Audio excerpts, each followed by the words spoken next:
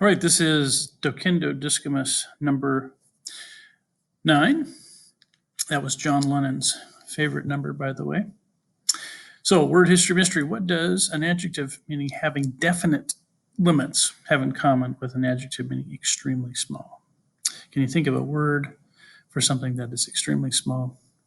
And if you can think of a word like that, you can probably think of another word that relate to it that had something to do with definite limits. All right, let's look at our sentence here again. It's a short sentence today.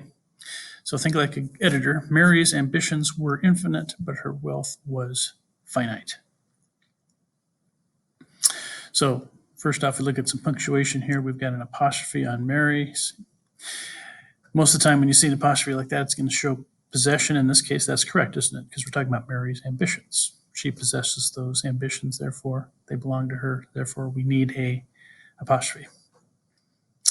Now, following that, we have a verb, were infinite, and there's an apostrophe there. In this case, it looks like the apostrophe is meant to show that we're talking about a contraction, and I don't think we want to say we are. Mary's ambitions, we are infinite. So therefore, we need to get rid of that apostrophe because we're not talking about that form of the word. We're just talking about the verb. All right, next part, infinite. That's the opposite of finite. Now, let's look at our coordinating conjunction here. And again, remember the issue is, do we have a complete thought here, a complete independent clause? Mary's ambitions were infinite. We do. Then do we have another one here? Her wealth was finite. Yes. Notice those two clauses happen to be parallel. We call that a compound sentence, of course, but it's also balanced because of both of the clauses are parallel. I think that's pretty much it. Mary's ambitions were infinite. Notice we have the plural verb here. And here we're talking about her wealth, which is one thing. So we have the singular verb. That's correct. So a short compound sentence. Now it is correct.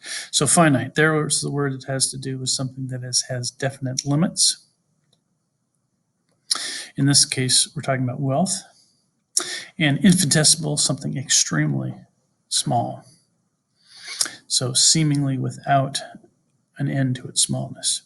Now those come from, both of those words have the root in there from Latin, which means end or boundary. That makes sense because we're talking about limits here. We're talking about small. And of course, here are some other words with that root. That is from the Latin. So our completed sentence here, Mary's ambitions were finite, but her wealth was not infinite, but her wealth was finite. All right, and word history mystery for next time. What does a speech of praise of someone have in common with a feeling of intense excitement? I'll see you next time.